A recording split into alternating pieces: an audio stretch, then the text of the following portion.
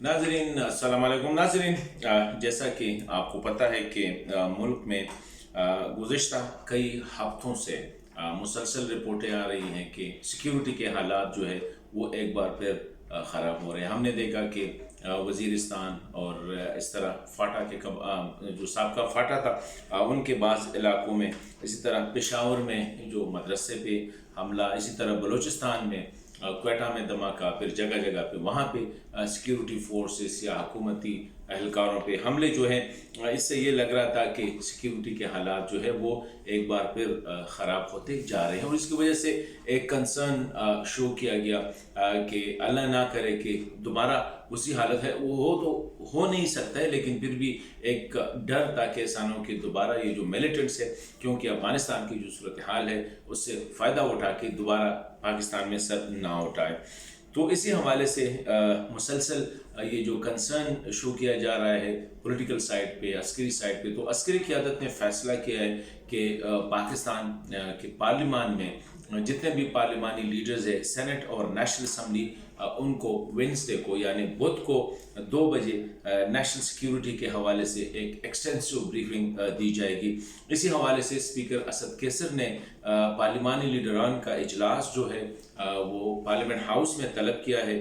बुध को 2 बजे यानी 11 नवंबर 2 बजे। और उसमें सेनेट और नेशनल असम्बली में मुख्तलिफ सियासी जमातों के जो पार्लिमानी लीडरान हैं, रहनुमा हैं,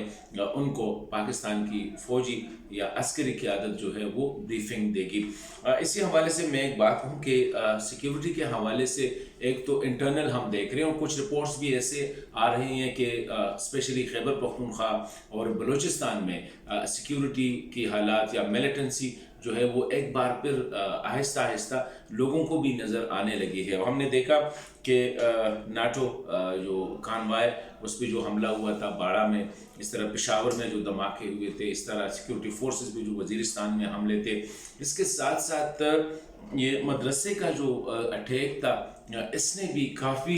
तशवीश पैदा की है। और इसके साथ साथ अफ़गानिस्तान में जो इमर्जिंग सूरत हाल है, हमने देखा कि जिस तरह काबुल यूनिवर्सिटी पे हमला हुआ, वहाँ पे बेगुनाह तालिब इल्मों को शहीद किया गया, जिस तरह पेशावर में मदरसे में बेगुनाह तालिब इल्मों को शहीद किया गया था। पाकिस्तानी सिक्योरिटी हुकाम और इंटेलिजेंस जो रिपोर्ट्स है वो यही अंदिया दे रहे हैं कि अफ़गानिस्तान की जो बिगड़ती हुई सूरत हाल है इसका पाकिस्तान पे असर हो सकता है। तो इसी हवाले से ये एक अच्छा फ़ैसला है कि पाकिस्तान की पॉलिटिकल और अस्करी क़यादत जो है वो बैठ जाए और एक तो पॉलिटिकल क़यादत को पाकिस्तान की अस्करी क़यादत जो है वो ब्रीफ भी करे कि असल सूरत हाल क्या है। क्योंकि रिसेंटली दीर में एक लड़कियों के स्कूल पे जो एक खत आवेज़ा किया गया था जिसमें धमकी दी गई थी कि बच्चियां जो है वो स्कूल ना आया करें। इसी हवाले से जो ब्रीफिंग दी जाएगी, उसके बाद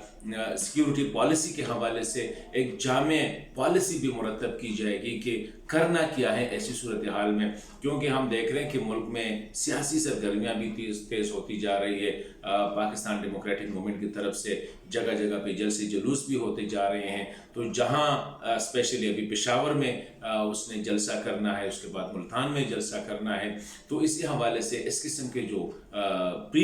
मेरे ख्याल में मैं जो समझता हूँ कि ये जो इस तरह मीटिंग है वो ज़रूरी है ताकि सियासी क़यादत को, स्पेशली वो जो पार्लियामेंट में रिप्रेजेंट करते हैं अपने पार्टियों को, उनको भी इदराक हो कि इस वक्त इंटरनल और एक्सटर्नल थ्रेट्स क्या है,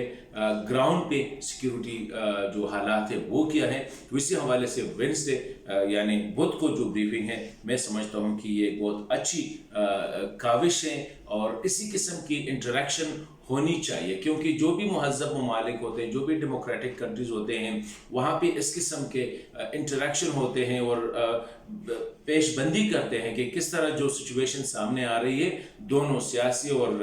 अस्करी क़यादतें और इवन सिक्योरिटी के रिलेटेड जो और इदारे हैं वो मिल बैठ के इस किस्म के पॉलिसीज़ बनाते हैं। तो that is a very good development. तो मैं इसी हवाले से ये चाह रहा था कि let's appreciate it and let's keep it continue.